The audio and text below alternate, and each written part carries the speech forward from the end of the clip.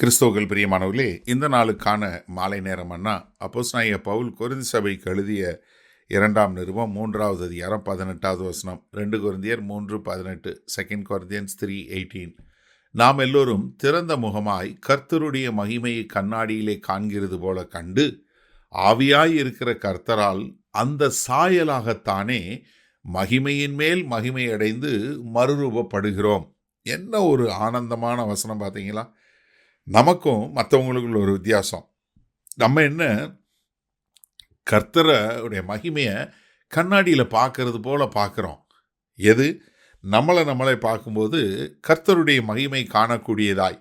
எப்படி? நம்ம அவருடைய சாயலாக மாறிக்கொண்டே வருகிறோம்.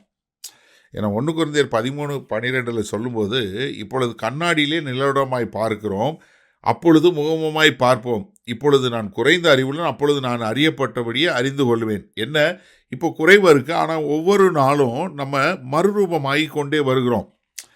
இதனால தான் இந்த 2 கொரிந்தியர் 4வது அதிகாரம் 4வது வசனத்தில் சொல்லும்போது, தேவனுடைய சாயலாயிருக்கிற கிறிஸ்துவின் மகிமையான சுவிசேஷத்தின் ஒளி.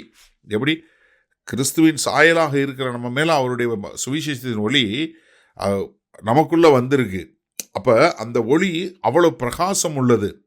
அதனால தான் 6வது வசனம், இருளிலிருந்து வெளிச்சத்தை பிரகாசிக்க சொன்ன தேவன் இயேசு கிறிஸ்துவின் முகத்திலுள்ள தமது மகிமையின் அறிவாகிய ஒளியை தோன்ற பண்ணும் பொருட்டாக எங்கள் இருதயங்களிலே பிரகாசித்தார். இப்போ நம்ம இருதயத்தில் பிரகாசிக்கிறாரு, அந்த வெளிச்சம் நமக்குள்ளே வந்துருச்சு. அப்போ நம்ம எப்படிப்பட்ட மக்களாக மாறுறோம்? நம்ம கர்த்தரை போல மாறக்கூடிய மக்களா, அவரை போல நம்ம மாறிக்கொண்டே இருக்கிறோம். அப்போ ஒவ்வொரு நாளும் நம்ம மாறி அவரை போல மாறும்போது நம்ம என்ன பண்ணுறோம்? ஒரு மகிமையில் வரக்கூடிய மக்களா, அதாவது நம்ம அப்படியே நம்மளுடைய எண்ணங்கள், நம்மளுடைய குணாதிசயங்கள், நம்மளுடைய காரியங்கள் எல்லாம் எதுவாக மாறக்கூடியதாக இருக்குதான்? அப்படி கர்த்தருடைய சாயலாக மாறக்கூடியதாக. அதனால தான் நம்ம ரோமருக்கு எழுதும்போது, ரோமர் 8வது அதிகாரம் 29, 30வது வசனம் சொல்லும்போது, தம்முடைய குமாரன் அநேக சகோதரருக்குள்ளே முதற்பேரானவராய் இருக்கும் பொருட்டு தேவன் எவர்களை முன்னறிந்தாரோ அவர்களை தமது குமாரனுடைய சாயலுக்கு ஒப்பாய் இருப்பதற்கு முன்குறித்திருக்கிறார். எவர்களை முன்குறித்தாரோ அவர்களை அழைத்தும் இருக்கிறார். எவர்களை அழைத்தாரோ அவர்களை நீதிமான்களாக வைக்கிறார். எவர்களை நீதிமான்களா அவர்களை மகிமைப்படுத்தியும் இருக்கிறார். என்ன? இப்போ நமக்குள்ள அந்த மகிமையை கொடுத்துருக்கிறாரு. அந்த மகிமையின் அளவு என்னவா இருக்கிறது? முழுமையான அளவில் இல்லை. ஆனால் அந்த மகிமையின் அளவு என்ன ஆகும்? நீங்கள் ஒவ்வொரு நாளும் தேவனுடைய வசனத்தை வாசித்து நீங்கள் மறுரூபப்படும் போது அது என்னவா மாறுகிறது? அந்த மகிமையில் அவரை போல நம்ம மறுரூபம் ஆகி கொண்டே வருகிறோம். அப்படி அவரை போல மகிமையில் மறுரூபமாகி ஆக அவரை போல மாறிக்கொண்டே வரும்போது நம்ம எப்படி இருக்கிறோம்? நம்மளை காண்பவர்கள் கர்த்தரை காணக்கூடியதாக இருக்கும். சரி, இந்த நாளில் இந்த வசனத்தை நம்ம எப்படி எடுத்துக்கொள்வது? ஒரு நிமிஷம் சிந்திச்சு பாருங்கள். இப்போ இயேசு கிறிஸ்துவ நீங்கள் ஏற்றுக்கொண்டீங்களா? ஆமாம், ஏற்றுக்கொண்டீங்க. இப்போ என்ன? கொலோசியர் 1:27 என்ன சொல்லுது? கிறிஸ்து உங்களுக்குள் இருப்பதே அந்த மகிமையின் ரகசியம்.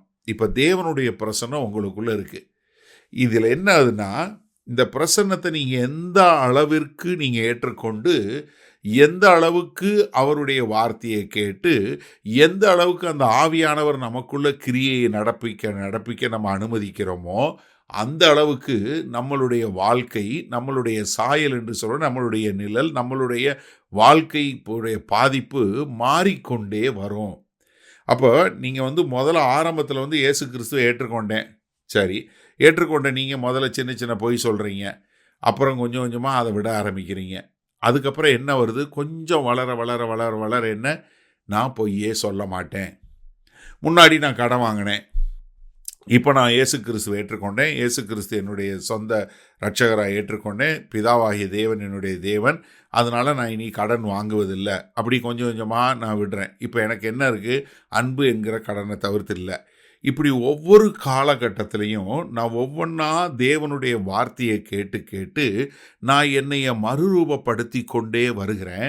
அப்படி மறுரூபப்படுத்தி கொண்டு வரும்போது நான் என்னையவே எப்படி பார்க்குறேன்? கிறிஸ்துவனுடைய சாயலாக பார்க்குறேன். அப்போ என்னைய பார்ப்பவங்க எப்படி பார்க்குறாங்க? அந்த மகிமையை பார்க்குறாங்க. இவர் ரொம்ப மோசமானவரா இருந்தார், இப்ப இப்படி மாறிட்டாரு. இவர் இப்படி இருந்தவர் இப்படி மாறினது காரணம் இயேசு கிறிஸ்து. அப்ப என்ன? கிறிஸ்துவின் சாயலாக நம்ம மாறி மாறி நம்மை காண்பவர்கள் கிறிஸ்துவை காண முடியும். அப்ப என்ன? நம்ம எல்லாரையுமே அப்படி நம்ம திறந்த முகமா நம்மளை பார்க்கும்போதே அவர்கள் நம்ம கிறிஸ்துவை காணக்கூடியதாக. அப்போ உங்களை பார்க்குறவங்க அவங்க கிறிஸ்துவை காணக்கூடியதான ஒரு மகிமையின் பிரகாசம் உங்களுக்குள்ள உண்டாகும். வல்ல பிதாவே, இந்த அருமையான நல்ல நாளுக்காய் நன்றி. ஆமாண்டவரே, நாங்கள் ஒவ்வொரு நாளும் ஆண்டவரே உம்முடைய ஆவியானவருடைய வெளிப்படுத்துதல் மூலமாய் உம்முடைய வசனத்தை அறிந்து கொண்டு அதற்கு கீழ்ப்படிந்து வாழும்போது நாங்கள் உமக்கென்று வாழக்கூடிய மக்களாய் மாறி எங்களை காண்பவர்கள் உம்மை காணக்கூடிய மகிமையின் பிரகாரமாய் மாற எங்களை முழுமையாய் ஒப்புக் கொடுக்கிறோம். மீட்பெரும் இரட்சகருமாகிய இயேசு கிறிஸ்துவின் மூலம் பிதாவே, ஆமேன். கர்த்தர் உங்களை ஆசீர்வதிப்பாராக. நாம் நாளை காலை தினசரி தியானத்தில் சந்திப்போம். Good night.